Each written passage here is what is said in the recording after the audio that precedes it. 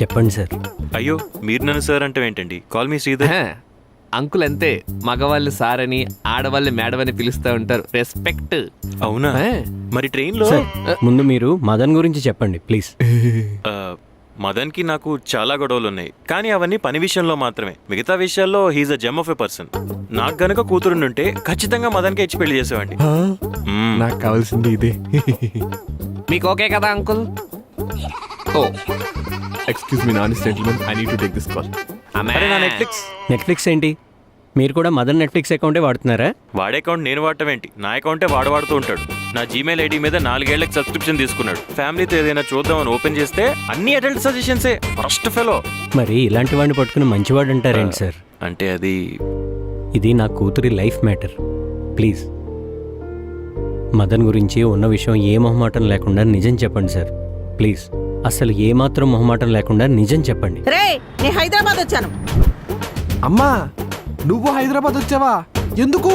ఆ బొక్కగాన్ని డైరెక్ట్ గా కడిగి పడేయటానికి. అబ్బా, అతను ఆఫీస్ లోనే ఉన్నాడే, నా బ్యాక్గ్రౌండ్ వెరిఫికేషన్ చేస్తున్నాడు. సరే, ఆఫీస్ అడ్రస్ పెట్టు, నేను వస్తాను. ఎలా వచ్చేస్తావు ఒక్కదానివి? ఒక్క నిమిషం ఉండు, నా ఫ్రెండ్ పంపిస్తాను. సరే. హలో ముత్తు అన్న. మీరు మొహమాట పడద్దని మరీ అంతగా చెప్తున్నారు కాబట్టి చెప్తున్నాను. వాడెక్కడ దొరికాడండి మీకు? నాకు కాదు సార్, నా కూతురికి. లవ్. వాడి నెలలో వచ్చేసిందండి. ఆఫీస్ నిండా అప్పులు, ఆఫీస్లో చీరలు అమ్ముతుంటాడు తెలుసా? సాఫ్ట్వేర్ ఎంప్లాయ్ అయ్యింది కూడా పండగ మామూలు అడుగుతాడండి నన్ను. సార్, నేను నా కూతుర్ని కన్విన్స్ చేసుకోవడానికి మదన్ గురించి ఇంకా తెలుసుకుందాం అనుకుంటున్నాను. అదిగో మదన్ కూడా వస్తున్నాడు. మీరు ఇలానే చెప్పండి please.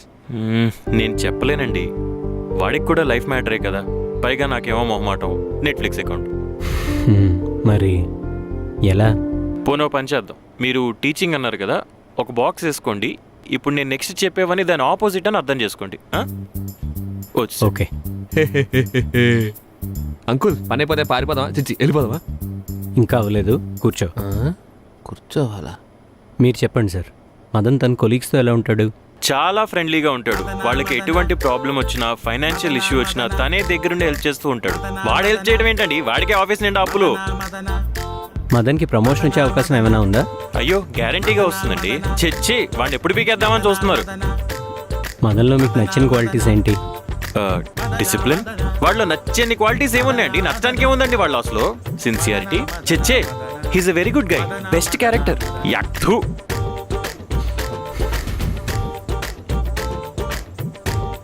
Okay sir, thank you. మీకు మొత్తం అర్థమైందని అనుకుంటాను. మొత్తం అర్థమైంది. మీరు ఇంకా ఏమైనా చెప్పాలనుకుంటున్నారా లేదా అడగాలనుకుంటున్నారా? అవును సార్. ఏంటి? అది మీరు అందరినీ సారు మేడం అంటారు కదా, ఇప్పుడు ట్రైన్లో చప్పట్లు కొడుతూ వచ్చే వాళ్ళని ఏమని పిలుస్తారు? మదన్, ఆయన నెట్ఫ్లిక్స్ అకౌంట్ ఆయనకి ఇచ్చేయి. Netflix. Thank you very much. ఇచ్చేస్తాను. It's okay.